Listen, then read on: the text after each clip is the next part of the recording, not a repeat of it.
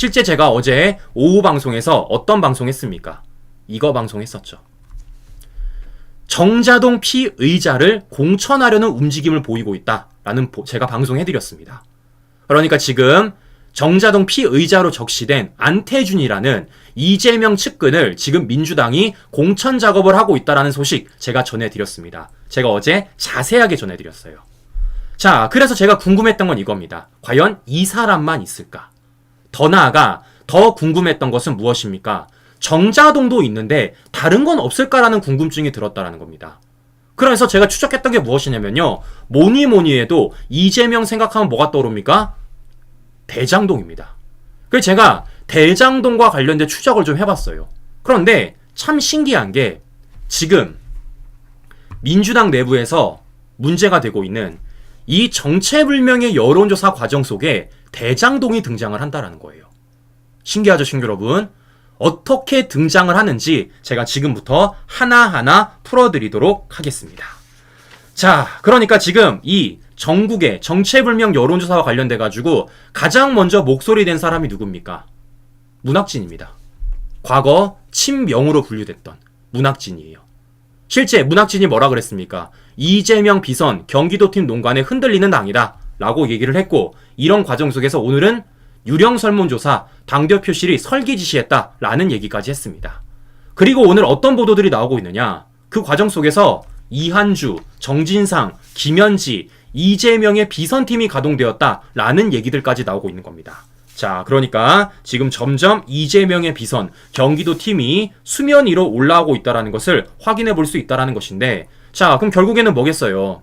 지금 이 여론조사가 사실상 비선으로 이뤄지고 있고, 그 비선에는 이재명의 측근들 중에 측근, 바로 경기도팀, 정진상, 김현지 같은 사람들이 등장을 하고 있다는 겁니다. 자, 그러면 이 여론조사 기관이 어떤 기관인지를 우리가 좀 알아봐야 되겠죠. 자, 보시면요, 크게 두 개가 있습니다. 자, 그러니까 지금 민주당이 현역 국회의원 대상 선출직 공직자 평가 참여에 여론조사 업체 4곳을 선정을 했는데, 그곳 중에 2곳이 이재명 성남시와 관련이 있다는 거예요. 그래서 A 업체와 B 업체가 있다는 겁니다. 자, 이 A 업체는 제가 이미 말씀을 드려봤어요. 어딥니까? 2013년 성남시 시민 만족도 조사 용역 수행했고, 최근 민주당 경선 ARS 투표 시행업체로 추가 선정된 곳입니다. 여기 어디라고요? 바로 리서치 DNA라는 곳입니다. 리서치 DNA. 그런데 중요한 건 제가 뭐라고 말씀드렸죠? 상호명이라고 말씀드렸습니다. 현재는 리서치 DNA로 상호명을 달고 있지만 과거에는 어떤 이름이었다고요? 한국 인텔리서치라는 곳입니다. 한국 인텔리서치. 이게 과거명이라고요. 근데 이 한국 인텔리서치라는 명으로서 지금 뭐 하고 있다는 겁니까? 여론조사 돌리고 있고, 실제 그 여론조사와 관련돼가지고 이곳에 돌리고 있다는 거예요. 이인영, 홍영표, 송갑석, 지금 친문으로 분류되는, 비명으로 분류되는 그 지역구에 현역을 제외한 여론조사가 돌려지고 있는데, 그 여론조사 돌리고 있는 곳이 바로 이 한국 인텔리 리서치라는 곳입니다. 그리고 이곳은 어떤 곳이라고요? 이재명이 성남시장 재직 당시 용역 업체를 맡았던 곳이라는 거예요. 그래서 제가 우리 시청자 여러분들한테 문건까지 보여드렸죠. 네, 문건까지. 2013년 이재명이 성남시장 재선을 하려고 도전하는 그 시기, 성남시 시민만족도 조사보고서에 누가 나옵니까? 한국 인텔 리서치가 나온다고 제가 말씀을 드렸습니다. 자, 그런데 지금 이런 곳이 한 군데만 있는 게 아니라는 겁니다. 또 있다라는 겁니다. 어딥니까? 바로 B업체입니다. B업체. 여기가 더 놀라워요. 여기가 왜 더 놀라우냐? 자, 보시는 것처럼 이 B업체에는 어떤 사람이 합류되어 있다는 겁니까? 이재명 성남시장 재직 시절 비서관 출신인 인물이 컨설팅 본부에 합류를 했다는 거예요. 여기가 어디냐면요, KSOI입니다. KSOI. 그리고 이재명의 측근인 어떤 사람이 합류가 되어 있냐? 바로 장형철이란 사람이 합류가 되어 있다는 거예요.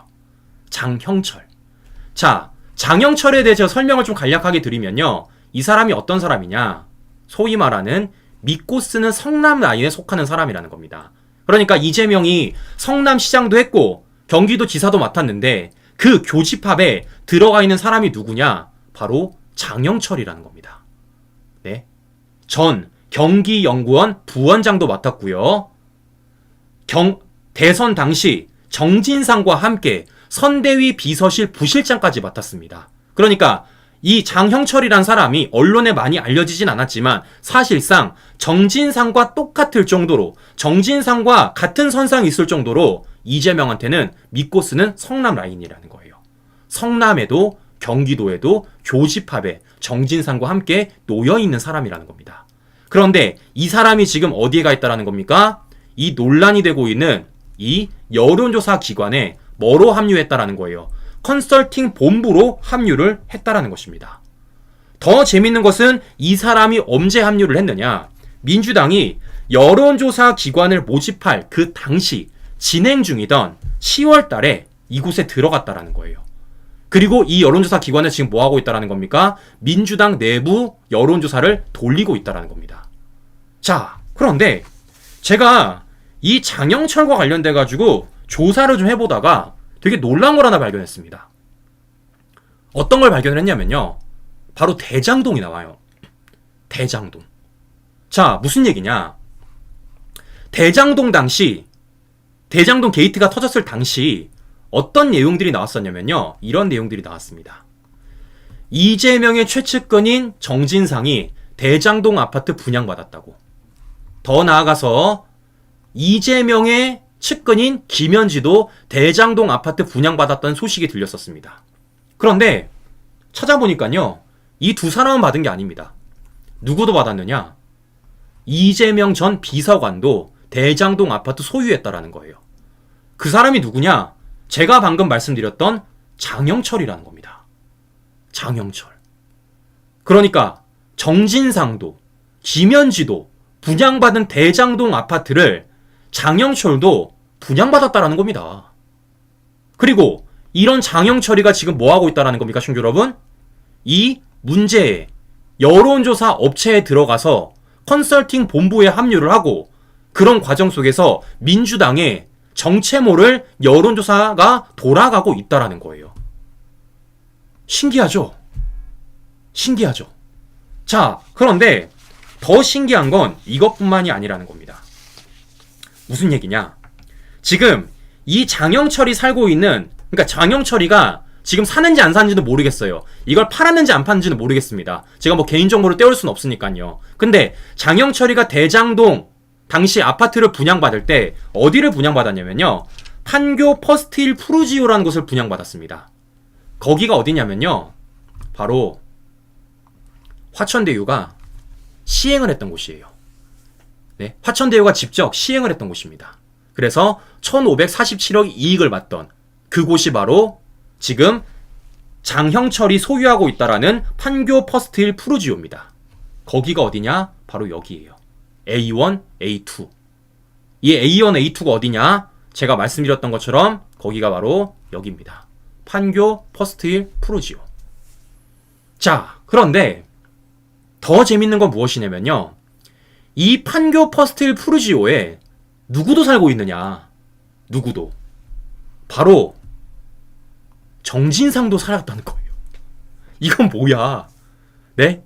그러니까 지금 문제의 여론조사 기관, 정체 모를 여론조사가 돌아가고 있는 가운데서 거기 안에 장영철이가 들어가 있는데 장영철이 분양받았다라는 대장동 아파트와 똑같은 곳에 분양받은 사람이 누구라는 겁니까? 정진상이라는 거예요. 정진상. 그런데 우리 아시겠지만요.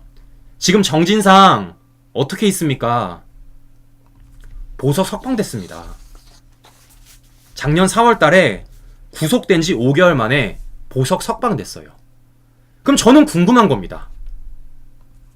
이렇게 가까운 곳에 대장동 아파트를 분양받은 정진상과 장영철이 만났을지 안 만들었을지, 이 사람들이 만났다라면 과연 어떤 얘기를 했을지 저는 너무 궁금하다라는 거예요. 왜냐? 다 등장하고 있잖아요. 정체불명의 여론조사가 돌아가는 그 와중에 이재명 경기도팀, 비선팀이란 얘기가 나오고 그런 과정 속에서 지금 정진상, 김현지 얘기도 나오고요. 더 나아가 누구도 나온다고요? 장영철 얘기도 나온다라는 겁니다. 그런데 정진상은 지금 보석 석방돼가지고 마음대로 다닐 수 있고 그 과정 속에서 장영철과 이렇게 똑같은 대장동 아파트를 분양받았다라는 거예요. 자, 저는 궁금합니다. 이게 과연 우연의 일치일지. 이게 과연 우연의 일치일지. 우연의 일치로서 이 모든 것들이 이렇게 딱딱 퍼즐 맞추듯이 들어갈 수 있을지 저는 너무 궁금하다라는 겁니다. 그 판단은 우리 시청자 여러분들에게 맡기도록 하겠습니다. 자, 그런데 중요한 건 이거죠. 이걸 저만 알고 있겠냐 그거예요. 이걸. 모르기는 몰라도요. 민주당 내부는요. 더 잘 알고 있을 겁니다. 더 잘 알고 있을 거예요. 정진상이 지금 뭐하고 있는지, 장영철이 지금 뭐하고 있는지, 그 과정 속에서 민주당 내부의 여론조사가 어떻게 돌아가고 있는지 저보다 민주당 내부가 더 잘 알 겁니다. 그리고 그 과정 속에서 민주당 지금 내부 반발음이 계속해서 나오고 있고, 심지어 문재인 정권 당시 정세균, 김부겸마저도 이재명을 향해서 지금 경고 메시지를 내놓고 있다는 것이에요. 자, 지켜보겠습니다. 과연 이재명이 계속 사당화 작업을 할 것인지, 그런 과정 속에서 이재명 측근들이 얼마나 더 등장을 할 것인지, 그리고 그걸 과연 친문들이 지켜만 볼 것인지 아니면 싸울 것인지 저는 잘 지켜보고 우리 시청자 여러분들에게 관련된 소식들 계속해서 전해드리도록 하겠습니다. 야, 진짜 제가 누차 말씀드렸지만 이재명과 관련돼서는요, 이거 수사해야 됩니다. 수사. 이거는 정치가 아니에요. 수사해야 돼요. 파도 뭐가 계속 나와. 파면 뭐가 또 나오고 파면 뭐가 또 나와요. 보십시오. 지금 언론들은 이 여론조사와 관련돼서 문제만 삼고 있지만 실제 이 여론조사를 들어가 보니까 뭐까지 나오는 겁니까? 대장동까지 나오는 겁니다. 대장동까지. 자, 저는 그렇기 때문이라도 계속 할 겁니다. 이재명 측근들과 관련돼서. 그리고 지금 이재명이 하고자 하는 그 모든 일에 대해서 저는 계속 팔 거고, 그와 관련된 소식들 우리 시청자 여러분들에게 계속해서 전해드릴 거예요. 왜냐? 그게 진짜 해야 될 것 같기 때문입니다. 왜냐? 오늘 민주당이 선 넘었다고요. 손 잡았다고요. 네. 통진당 후신인 진보당과 손 잡았다고요. 비례를 넘어서 지역구까지도 의석 나눠주겠다고 손 잡았다라는 겁니다. 이건 선 심하게 넘은 것이다. 이 심하게 넘은 민주당을 향해서 우리가 반드시 브레이크 걸어야 된다라는 말씀 우리 시청자 여러분들에게 말씀드려보면서 오늘 방송 마무리해 보도록 하겠습니다. 자, 솔직히 이런 방송하면 좀 무서워요, 시청자 여러분. 저 개인적으로는요. 좀 무섭습니다. 그러니까 솔직히 뭐 다른 방송에서도 방송 안 하고 언론들도 아는지 모르는지 방송 안 하는 내용 아니겠습니까? 그럼에도 불구하고 제가 이런 방송하면은 솔직히 밤에 좀 나가기가 무섭습니다. 자, 그럼에도 불구하고 해야 될 건 해야죠. 저는 계속해서 추적하겠다라는 말씀 우리 시청자 여러분들에게 드려보면서 방송 마무리하겠습니다. 오늘도 행복한 저녁 시간 보내시고요. 긴 시간 끝까지 시청자 여러분 감사합니다.